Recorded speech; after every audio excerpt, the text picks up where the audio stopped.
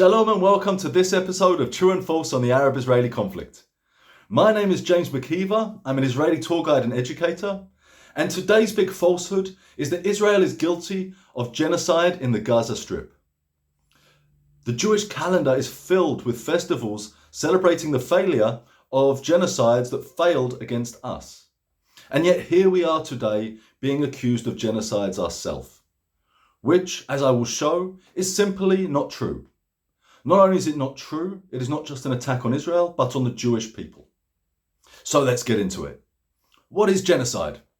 According to the Oxford English Dictionary, genocide is the deliberate killing of a large number of people from a particular nation or ethnic group with the aim of destroying that nation or ethnic group. Now, even if we're going to go with the Hamas statistics of 20,000 deaths in the Gaza Strip, that is a tragedy.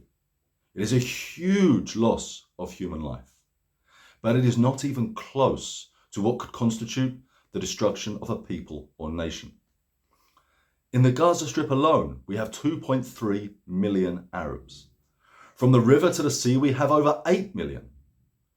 So 20,000 is not even close to even an attempted destruction of a people. It's a huge loss of life, but not a destruction of a nation or people.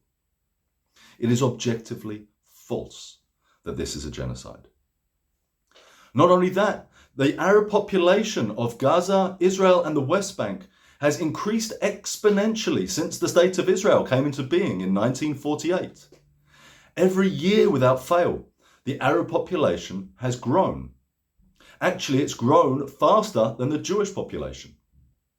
Now, this is not the first time we are being accused of genocide.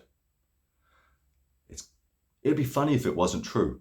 How many times can you be accused of a crime you can only do once? By the very nature of genocide, you only do it once. But here we are for the umpteenth time being accused again of something we are not doing. I'll show you statistics now. Now, my mother always said there are lies, damn lies, and statistics. But in this case, it doesn't matter where you draw the boundaries, where you make the definitions, and where you get your numbers from. All of them show an increase in the Arab population. There's not only not a genocide going on here, there's actually an increase in the Arab population. So let's stop talking nonsense and saying Israel is committing a genocide. But this brings me on to the next point.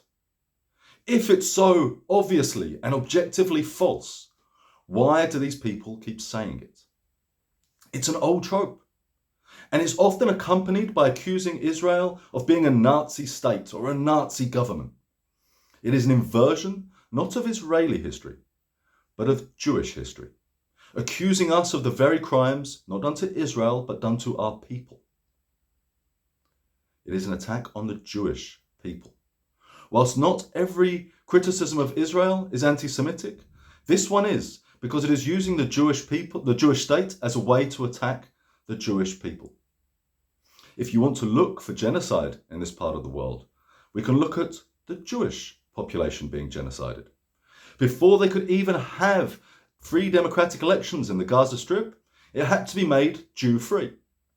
And then they democratically elected Hamas, a government who in their own charter promise their people the genocide of the Jewish people, and have acted to fulfill that promise since they came to power. What about the West Bank? Well, Area A, what we call Area A of the West Bank, it is controlled by the Palestinian Authority. And that's right, it's Jew-free. And those areas are often areas which are the most important areas to the Jewish people, both culturally, historically, and religiously.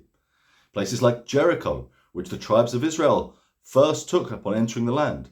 Places like Hebron, where Abraham is buried. Places like Bethlehem, where David was born. You get the picture.